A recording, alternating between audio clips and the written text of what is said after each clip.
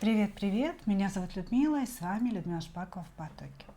Название нашего сегодняшнего разбора звучит так. Он не может вас забыть. Почему вы постоянно в его мыслях? И у нас с вами будет 3 позиции. Как обычно, начнем с сигнификации мужчины. Да, понятное дело, да, что вы не вместе. Судя по названию, конечно же, да, вы с этим человеком должны быть не вместе, или же какое-то такое, знаете, общение между делом, да, бывает есть, бывает нет, или давным-давно расстались, или недавно расстались. Значит, сначала посмотрим сигнификацию самого человека, вот, а потом посмотрим, да, почему же вы в мыслях этого человека, почему он вас не может забыть. Но сразу хочу сказать вам, мои дорогие, да, несмотря на такое вкусное название, мы с вами не можем, ну, скажем, со стопроцентной уверенностью утверждать, что мужчина не может вас забыть, что он сидит, мучается там на заваленке и так далее. Да? Мы можем это лишь предполагать и надеяться на это. Поэтому, конечно, мы будем смотреть, что же у него в целом в мыслях насчет вас, насчет вашей ситуации. Вот. И, конечно же, мы посмотрим действия человека. То есть намеревается ли он что-либо изменить или все уже, как говорится, быльем поросло. Ну что, двойки, тройки идут у нас в ожидании. Начинаем с единичек. Кто к нам пришел, посмотрим. Угу. Мужчина проходит путь взросления. От мальчика до мужа, до взрослого человека. Пока не особо успешно у него это все идет. Тем не менее. Значит, ну смотрите, что это за человек. Это человек, который живет какими-то мечтами, иллюзиями. И когда вы с ним знакомитесь, да, он вам, собственно, рассказывает не о себе самом, не о том, какой он есть человек, да, а о том, что вы получите когда-нибудь, если вы будете рядом с ним. Да, вот когда-нибудь у меня будет шикарный дом, когда-нибудь у меня будет дорогущая машина, я повезу тебя на курорт, и вот ты со мной будешь жить абсолютно безбедно.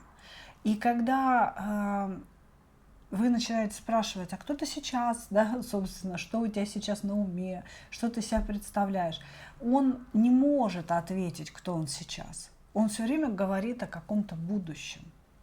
Значит, мужчина, я думаю, что во время, когда вы встречались с ним, он еще был в паже жезлов, да, то есть это человек достаточно незрелый, человек, который живет завтрашним днем, человек без глубины, очень поверхностный в плане отношений, да, то есть для него важен секс, да, то есть очень важно как можно быстрее женщину завалить в постель. А вот что с ней делать дальше, он не знает. Для него очень сложно строить отношения, да, то есть строить общение с женщиной, потому что, ну, какие-то люблю-куплю, да, он это все умеет говорить, а вот когда дело касается проблем, проживания каких-то негативных эмоций внутри, да, помочь женщине прожить эти эмоции, поддержать ее в тяжелый период ее жизни, да, нет, этого он не умеет, потому что он очень незрелый, он внутри подросток, причем бунтующий подросток. Этот человек постоянно бунтует. Понимаете, бунтует против общества, против там, работодателей, денег и так далее. Вот. Значит, и сейчас, видимо, вот этот период вы расстались, поругались, да, этот человек прошел через какую-то очень серьезную проблему, связанную, скорее всего, с его здоровьем. Это могла быть серьезная авария, это могло быть ранение, да, все что угодно, но что-то очень сильно отразилось на его здоровье. И благодаря этому моменту он, скорее всего, лежал где-то в больнице, да, достаточно приличный срок, как будто бы мужчина пришел к определенным осознаниям, он очень много думал, у него было время подумать, кто ему нужен, кто ему не нужен, кто ему важен, кто не важен. И подумать над тем, чего, собственно, стоит его жизнь, да, и, собственно, как нужно жить. Поэтому нам показывает некий процесс, да, то есть вот это вот или болезнь, или ситуация некая трагическая, да, вогнали человека в момент кармического осознания себя в этом мире. Да, то есть как бы я не мальчишка, который когда-нибудь будет богат, когда-нибудь будет счастлив, да, а я уже взрослый мужчина, которому пора что-то делать сейчас. И вот он как будто бы взрослеет, то есть прямо на наших с вами глазах идет вот этого пажа жезлов в короля жезлов. Пока он еще, конечно, этого уровня короля не достиг, но он задумывается над тем, что ему нужно куда-то, может быть, он сейчас не работает, да, устроиться на работу. Может быть, он вообще работал время от времени, да, он думает о том, что надо на какое-то серьезное предприятие устроиться. То есть здесь мужчина думает о деньгах, думает о том, что у него ничего нет, о том, что он должен строить финансовую базу. И это будет неким мерилом его личности. Потому что, ну вот на сегодня показывает парня, у которого кроме фантазий, каких-то слов, каких-то мечт, ничего нет. Понимаете? Но мы живем в материальном мире. И едим мы материальную еду. Да, и как бы вещи, которые мы носим, денег стоят. Вот. И все эти фантазии, слова, да, они растворяются во времени, когда начинает приходить время обеда. Вот, значит, вот такой мужчина. Давайте смотреть, почему же он не может вас забыть. И какие же мысли. Опа, этот, правда, не может вас забыть. О, тоска, тоска, тоска. Тоскует, сидит по вам.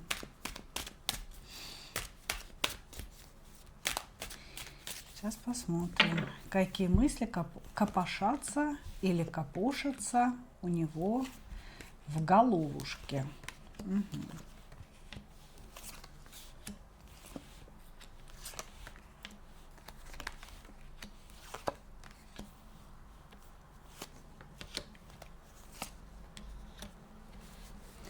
Почему он не может вас забыть? Потому что любит вас. Вот. То есть, что тут, собственно, выдумывать? Значит, смотрите. Мужчина ушел из вашей жизни по вашему решению, по вашему требованию, я бы так сказала. То есть он говорит, здесь, знаете, еще может быть некая цикличность в отношениях, то есть он уже уходил, он уже приходил, вы его там за что-то прощали, вот, опять ему в чем-то помогали, потому что он относительно вас в паже жезлов, да, то есть вы королева, а он пажик. Соответственно, ну, мужчина не дотягивает до вас. Так вот, он вроде как, когда в прошлый раз возвращался, хотел что-то там начать по-другому. Может быть, обещал вам, может быть, даже обещал самому себе, что я начну, я обязательно стану другим. Но вы его к себе не подпустили или же на какой-то короткий период, ну, попытались, да, дать ему шанс, а потом шанс этот забрали, сказали, слушай, отдавай шанс, да, как бы ты ни хрена не изменился, и шанса моего ты недостоин. Значит, он нам говорит, что вроде как вы приняли решение о том, что нужно разорвать отношения. И вы очень холодно, рационально это решение воплотили в жизнь. А мужчина, весь горящий такой, весь такой желающий, значит, нового витка, ну, вынужден был подчиниться.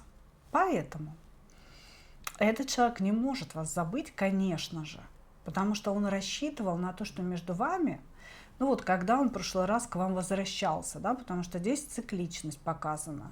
Расстаетесь, сходитесь, расстаетесь, сходитесь. Он рассчитывал на то, что в тот момент, когда он возвращался, что между вами разовьются какие-то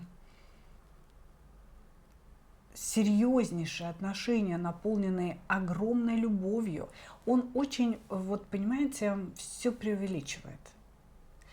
Здесь человек даже говорит какими-то категориями, знаете, лучшая, уникальная, великая. Нас ждет великая любовь, великое будущее. Понимаете? Вот. Он все время как-то гипертрофирует ситуацию. И вот он почему-то рассчитывал на то, что между вами будет что-то такое, вот просто глобальная любовь. Он будет безумно счастлив, потому что вы та самая женщина. Тут вполне возможно, товарищ походил по другим женщинам, может быть, даже сходил, женился разок-другой, да, вернулся, ну, что-то сидел там, разводился и думал, нет, вот она лучшая женщина, она единственная. Вот, значит, и, конечно, он размечтался, он у нас мечтатель, размечтался, напланировал себе в голове, какая вы, какой он, какое будет счастье. А вы ему говорите, уходи и дверь закрой, у меня теперь другой. Да, ну, может, про другого не говорили, но дверь за ним закрыли и ноженько его так, знаете, под попу подопнули. Вот. И, знаете, вот как будто открытый гештальт остался у человека. Он нафантазировал любви и счастья, а этого не случилось. Причем в самом начале. Ну, то есть, как бы вы ему не дали возможность его фантазии притворить в жизнь. И поэтому остался он ни с чем. И вот этот незакрытый гештальтик, да, незавершенный, дает ему как будто бы, знаете, ощущение, что все могло быть по-другому. Я мог быть счастлив с ней, но она не захотела, да. И он все время сидит вот в этих иллюзиях, То есть он думает о том, какая вы классная, как с вами было бы круто, что вы ему очень подходите, что вы были бы очень счастливы. Вот. Но при этом он считает, что вы как будто бы просто так его отрубили. Ну, то есть мы были бы с ней счастливы, если бы она не была так жестока ко мне и не рубанула бы меня от себя. Да, если бы эта женщина была немного милосерднее. Вот так. Вот. А так он говорит о том, что любит вас, нуждается в вас, что вы обладаете способностями по жрице, да, знаете какие-то тайные знания. Этот человек вообще видит вас как такой, знаете, неиссякаемый вселенский источник, который мог бы давать ему ресурс. Но здесь не совсем про деньги, да, здесь ресурс энергетический. Типа рядом с вами трава зеленее, солнце ярче светит, и все получается. Вот. Поэтому человек здесь о вас думает постоянно, любит вас, вспоминает вот эту цикличность, как что было там в первый, второй раз, в третий, и считает, что вы незаслуженно его отрубили. Хорошо. Действие. Будет ли он как-то действовать?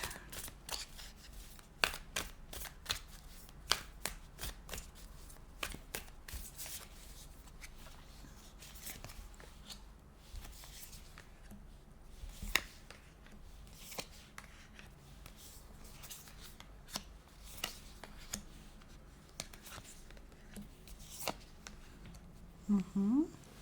Действия. Скоро они будут, эти действия. Значит, мужчина сейчас продумывает некий план, как ему вас не разозлить еще больше, чем вы разозлились. Он, ну, знаете, чуть ли не присматривает, какой букет цветов купить и вообще что говорить. То есть здесь мужчина очень хочет действовать, и действовать он будет в какое-то ближайшее время. Он будет восстанавливать отношения,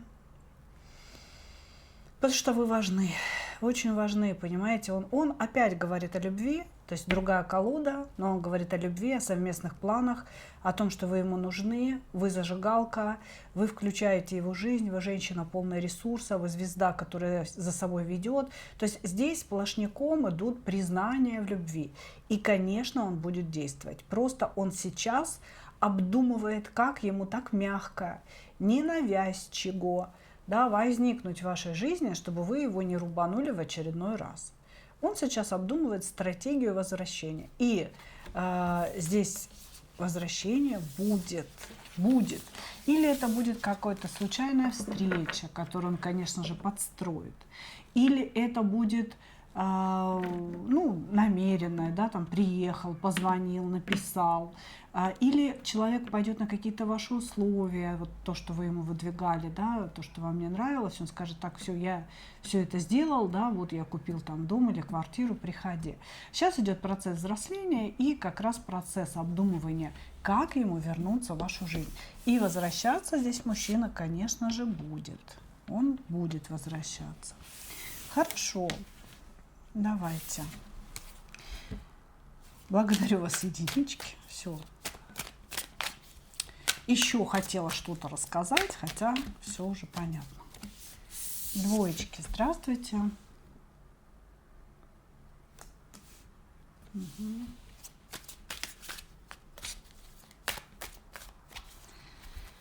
Что за мужчина?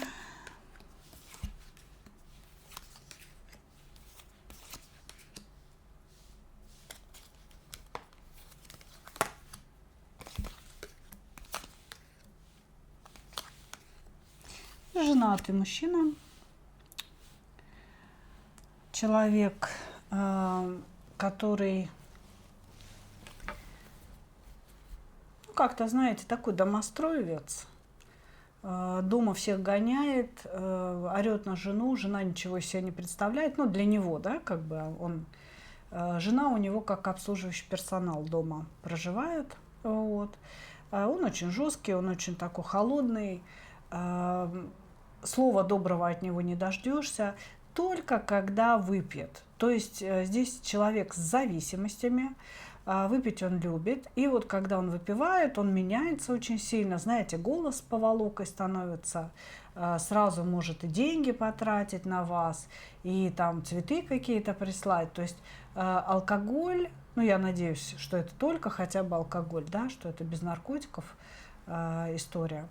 Вот здесь очень сильно меняется его характер в зависимости от того, что он сегодня принял или он на сухую живет.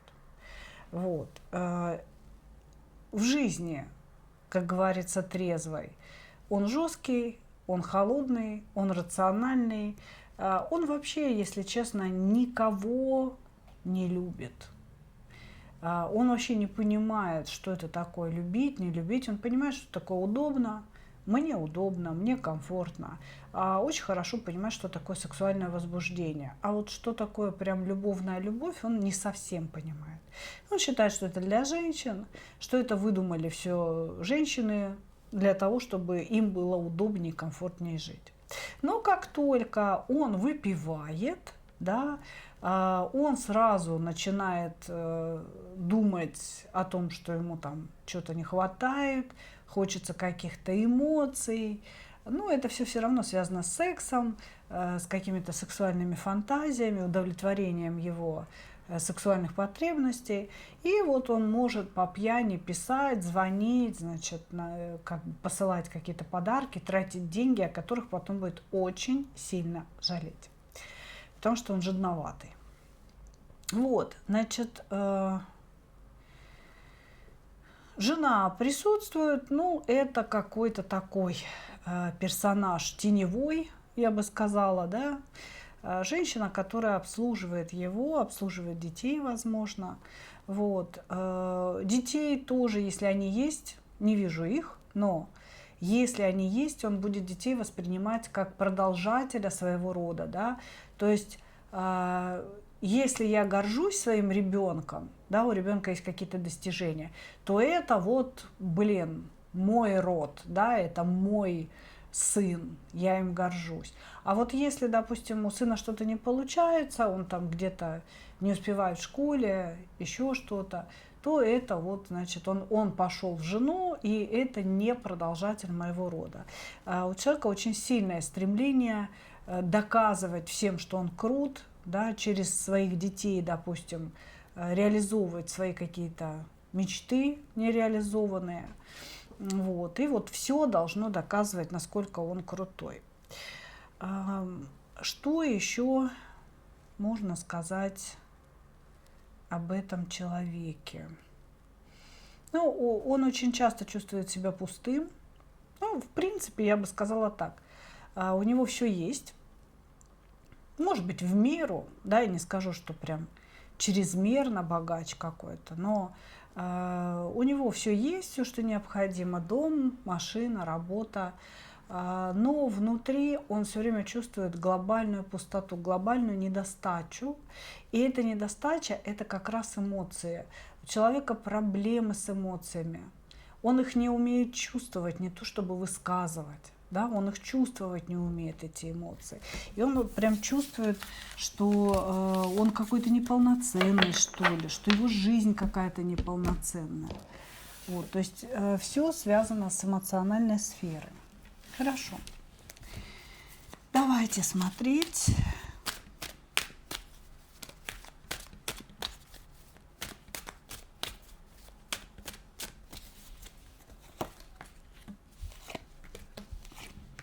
Он не может вас забыть. Что же там за мысли у него в нем? У него и в нем копошатся. И копошатся. Так, встал в позу товарищ. Говорит нам о том, что действовать он в вашу сторону не будет, потому что надо вас наказать. Вот. Значит, здесь мужчина, я вам скажу так, очень сильно пытается вас забыть. Потому что он говорит о том, что он глава положения, и он не должен думать об этой женщине. Ну, то есть он вообще в принципе не должен думать ни о какой женщине, потому что это все ерундистика, фигня какая-то, и на это не надо тратить свою жизнь. Понимаете? То есть он считает, что мысли о любви, о женщине, о браке, о счастье человеческом, да, эмоциональном, это все лишняя трата времени. Вот просто лишняя трата времени. Поэтому старается о вас не думать, старается вас забыть и старается обнулить свои эмоции. Я не могу сказать, что здесь эмоций прям как-то очень много. Нет, немного здесь эмоций. По пажу кубков это, знаете, ну я бы сказала так, вы человеку нравились. Вы человеку нравились, вы возбудили желание вас завоевывать, я бы сказала так. То есть у него было желание вас завоевать, было какое-то свое представление о вас, были какие-то планы. Вы, кстати, можете быть связаны по работе с этим мужчиной. Вот, значит, у него были какие-то планы или с места в карьер делать вас своей любовницей. Вы знаете, вот как бы сделал своей любовницей, ну и вот и все, и будь этой любовницей, да, как бы что ты там чувствуешь, что ты думаешь, по хренам мороз, будешь моей постоянной, вот. Или, может быть, он хотел как-то, знаете, проявиться, завоевать вас, переспать с вами и успокоиться. Может быть, у него вот такое намерение было. Вот, значит, намерение в вашу сторону было, но оно не было продиктовано какими-то глобальными чувствами, потому что он не знает, как это. Для него очевидны жезловые моменты. Женщину можно хотеть. Он, в принципе, вас и хотел. Но что такое любить? Вот он как будто бы, знаете, спросил бы вас, объясни мне, что такое любить? Что такое любить? Короче говоря, он говорит о том, что он не хочет начинать что-то заново, он не хочет примиряться, потому что в ситуации между вами он считает себя абсолютно правым. И типа того, что я над собой поработал, я ее из головы и сердца вычеркнул, обнулил все то, что между нами было, или то, что я там хотел. И на сегодня я абсолютно свободен. Но девятка мечей говорит о том, что мужчина пострадал из-за вас. То есть был какой-то момент, да, может быть, вашего расставания, может, вы ему что-то сказали, когда человеку стало очень больно. Ну, то есть вот тут-то он и признал наличие эмоций внутри себя. Он, значит, почувствовал боль, страдание какое-то, может быть, вы его бросили, да, может быть, вы ему сказали, что вы уходите. А здесь человек такой, понимаете, король мечей, иерофант, справедливость, ну, как бы, вы чё? Вы что, такому мужику сказали, что вы уходите? Нет, дорогая, да, только я могу уйти. Причем я сначала сожгу все города и порты, да, оттуда, откуда я ухожу. После меня только выжженная земля останется. А вы могли заявить о вашем решении, о вашем уходе. И вот это его ранило. Понимаете? Не тот момент, что вас нет рядом, а тот момент, что все пошло не по сценарию, что все пошло не по плану. Была задета гордыня человека вашим уходом, вашим расставанием. И поэтому ему стало очень больно. Вот прям ужасно больно. Но этот мужчина не из тех, которые бегут за уходящим вагоном. Он никого не будет упрашивать, он никого не, он не будет ныть в трубку, даже по пьяни.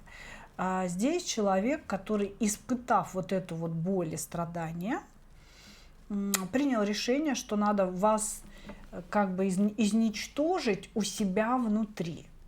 Все, вот я должен поработать над собой. Случилось? Хорошо, значит, это мой урок, сейчас я буду над собой работать, чтобы этих эмоций вообще не было, чтобы я вообще ни о чем не переживал.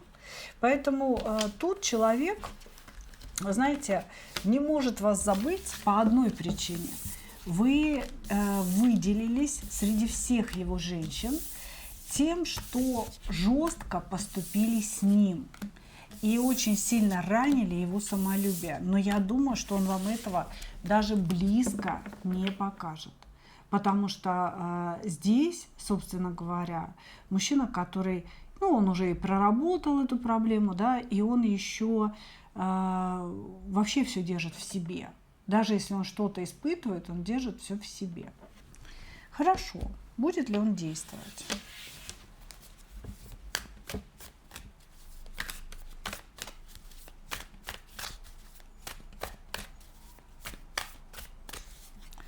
Будет ли он действовать в вашу сторону? Вы знаете, на удивление будет. На удивление. И этот мужчина, понимаете, вы своим каким-то отказом, каким-то своим поведением его, знаете, не возбудили, какое же это слово, знаете, использовать, заинтересовали настолько, такого никогда не было, что он хочет вами обладать, он хочет все-таки взять свое, понимаете? И поэтому здесь человек будет действовать, он будет требовать, я не знаю даже как. То есть его действия будут направлены на то, чтобы вы стали его женщиной. Понимаете? Через что? Он будет притворяться. Он будет притворяться. Значит, смотрите, этот мужчина вернется в вашу жизнь и будет притворяться влюбленным, будет притворяться человеком, который думал о вас все это время, был зациклен на вас, все обдумал, и теперь он хочет по-другому. И все это будет большая такая шахматная партия для того, чтобы вы стали его женщиной, до сумасшествия в него влюбились, и после этого вас бросить и сделать так, чтобы вы испытали вот эти страдания собственного эго, души, сердца, когда он вас бросит. Понимаете, здесь страшная мстя, девочки, грядет, поэтому будьте готовы. Он вернется, он появится, но лишь для того, чтобы снова, как говорится, погрузить вас в хаос. Благодарю вас, двоечки.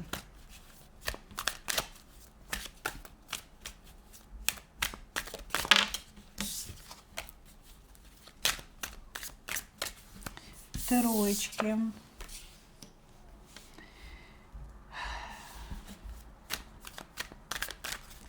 Человек с вашей работы. Вас объединяла работа с ним. Сейчас, кстати, может не объединять, потому что или вы уволились, или он, или прекратились какие-то взаимоотношения делового порядка.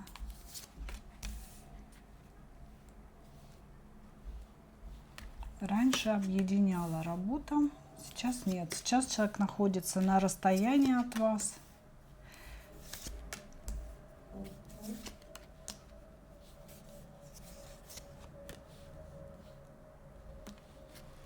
Так, и вы можете периодически общаться все-таки. То есть почему он вас не может забыть и почему вы в его мыслях находитесь, да, это будет посмотреть очень интересно, потому что здесь действительно сохранены взаимосвязи. Человек мог уехать на расстояние, периодически с вами выходить на некую связь, причем как-то даже самостоятельно. Вот. Или вы, допустим, вместе работали, у вас была какая-то любовная история, он куда-то уехал, или, может быть, он уволился из-за этой любовной истории, но здесь периодическая взаимосвязь прослеживается. То есть это не ножи в спину друг другу, это не башня, это все-таки какая-то такая отстраненность. Может быть, кто-то вернулся в семью, может быть, даже вы. И мужчина вынужден был как будто бы отступить. Вот. Что за мужчина перед нами? На самом деле это человек очень домашний. Это человек, которому нравится готовить, кушать, домашние застолья. Он здесь помешан на теме детей. Может быть, они у него есть, может быть, он просто их хочет. Вот. Если есть, то он прям папочка-папочка. Даже если это дети от каких-то предыдущих браков, он встречается, он любит, он вкладывает свое время, деньги в детей. Потому что здесь вот такой домашний человек, здесь человек семейный, такой, знаете, вот не семейный, потому что он женат, а семейный внутри себя. Человек, нацеленный на семью, настроенный на семью, может быть женатым, да, но здесь этого не показано. Здесь, может быть, он просто очень хочет семью, очень хочет детей, и поэтому это для него важно. Вот, значит, что еще можно сказать о нем? Много чего пережил он в жизни, переездов каких-то, может быть, из страны в страну, часто менял свои планы, и из-за того, что он умеет приспосабливаться, ему как будто бы везет. Понимаете, не то чтобы он прям богатей, но он все время может заработать на кусок хлеба. Даже если работы нет, он все равно где-то может добыть денежки. Вот. Недавно произошла какая-то трагедия, тоже связанная с деньгами, с работой, с потерями. И у него уже есть какие-то планы на будущее, да, планы на то, что вот все-таки я там, или разбогатею, или верну свои там, недвижимость, богатство и так далее. Вот. Ну, вот такого человека нам показывают. Здесь есть намек на зависимости тоже, но ощущение, что человек закодирован, или он проходил какое-то лечение, как будто бы у него были зависимости не от женщин, да, или, например, там, от вас, нет, а зависимости алкогольные, наркотические, и он как будто бы с этим боролся, и сейчас у него этих зависимостей нет, но они у него есть как бы в анамнезе, да, если так можно сказать. Хорошо. Почему он не может вас забыть? Почему вы постоянно в его мыслях?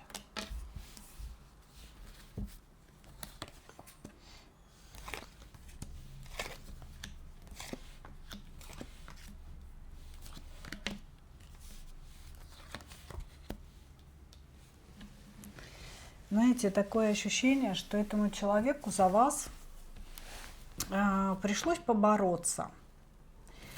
Может быть, здесь вы замужем, а он свободен, и он как будто бы хотел, чтобы вы были его женщиной и боролся за вас. Но ничего не получилось, вы остались со своим мужем и так далее. Или же, может быть, вы здесь оба свободны, да, и человек боролся за то, чтобы вы были вместе, зарабатывая деньги, пытался вам что-то предложить, снять квартиру, но не срослось. Здесь, вот я прям сижу, слушайте, то ли у вашего мужчины что-то, то ли шея болит, то ли голова, то ли он склонен к мигреням, то ли у него есть имплантированная подсадка. Магическая, потому что прям ужас, что у меня творится, шея с головой, как будто бы кто-то, знаете, вот так вот схватил и держит. Это вот как раз я читаю его энергии, да, и началось. Итак, этому мужчине пришлось за вас бороться. Он приложил какие-то усилия, чтобы вы были вместе, но все это не удалось. Он говорит, что все мои усилия, да, они канули в лету, и у меня ничего не получилось. Поэтому сейчас между вами подвешенная ситуация. Вы не идете у него из головы, потому что он не поставил точку. Понимаете, он не поставил точку между вами, он хочет продолжения, он считает, что оно возможно, это продолжение, что вот как-то он недостаточно вас отбил, например, там у мужа, да, или недостаточно много сделал, чтобы вы его выбрали, или не смог предложить вам финансовой безопасности какой-то, понимаете, и он считает, что вот идет время, да, как бы вы периодически общаетесь, ситуация висит. То есть он не говорит, что ситуация – это точка, да? Он говорит, ситуация висит, и будет момент, когда я смогу вернуться. Человек выжидает. И вы в его голове, потому что он влюблен, но тут тоже, знаете, влюблен по пажу кубков, это как-то не очень, если честно. Но я бы сказала так, что, возможно, он был влюблен сильнее вас, но то ли время, которое прошло, да, то ли расстояние, которое между вами есть, сделало, знаете, какой поворот. Мужчина как будто бы заморозил немножко свои чувства. Он оставил самую-самую малость, да, того, что он может чувствовать. А вот самые большие эмоции своей влюбленности в вас он как будто бы заморозил и оставил на потом. Вот когда мы с ней будем вместе, я буду ее любить вообще вот прям кровь из зубов. А сейчас я как будто бы, знаете, поберегу себя и поберегу свою психику. Вот. Вот так. Вот так. Вы не идете у него из головы. Он не может вас забыть, потому что он надеется на то, что между вами еще будут отношения, что он разморозит свои эмоции в вашу сторону. И вы будете вместе, и будете очень счастливы, и ему не придется за вас бороться. Понимаете, что типа вот вы будете принадлежать только ему. А сейчас ситуация висит. Короче говоря, он не считает, что это была какая-то точка. Он считает, что это, ну, некое такое промежуточное состояние. Давайте посмотрим, какие действия ждать от него в таком случае, да?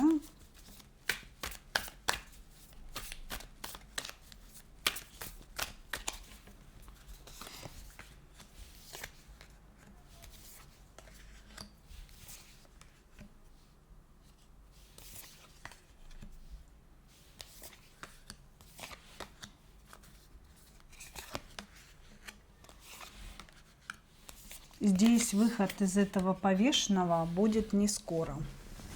Мужчина может начать к вам проявляться, писать, общаться, и все это есть какой-то такой подъезд к вам. Так как карты показали, что у вас как такового разрыва и нет с ним, да, что он уже проявляется. Может быть, это и есть уже такой, знаете, подкат. А пока этот мужчина не знает, как изменить ситуацию между вами. Может быть, с вашей стороны есть семья или муж, да, и здесь как бы он, понимаете, что говорит? Он говорит: я устал бороться с реальностью, я хочу, чтобы ты выбрала меня, просто меня. Не потому, что я за тебя борюсь, а потому, что я тебе важен. И я приду, когда не нужно будет бороться. Я устал бороться. Здесь идет вот прям борьба за женщину, понимаете? Я думаю, что с другим мужчиной. Он требует от вас, чтобы вы сделали однозначный выбор в его пользу, и тогда он начнет действовать уже как мужчина, да, я бы так сказала. Вот, поэтому пока ждите от него появлений, сообщений, каких-то, знаете, там случайных встреч, если все-таки он там приедет, хотя расстояние показывают, вот, то есть звонков и так далее. И все это означает, что человек пытается к вам приблизиться и пытается прощупать почву, любите ли вы его, хотели ли бы вы таких, знаете, пламенных настоящих отношений с ним. Вот, поэтому пока, да, я не скажу, что он прям активно начнет действовать и вас как-то увлекать прям в любовные отношения, но он уже действует и будет продолжать по нарастающей действовать, да, очень-очень осторожно, для того, чтобы как бы предоставить вам возможность его выбрать или не выбрать. Понимаете, вот так. Ну, не знаю, как это еще объяснить. Понимаете? Он сидит в кустах и ждет вашего выбора. Вот. Он говорит: я устал бороться, ты должна конкретно мне сказать, что я тебе нужен, и тогда мы будем вместе. А отвоевывать тебя, допустим, у твоего мужчины или пытаться как-то тебе там деньгами тебя удивить, что-то тебе купить, я типа не хочу. Вот если ты меня выбираешь меня таким, какой я есть.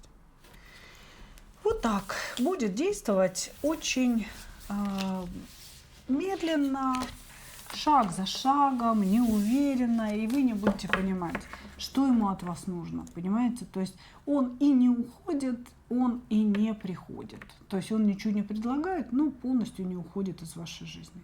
Как-то так, мои дорогие. Ну что, такой вот получился у нас с вами разбор сегодня.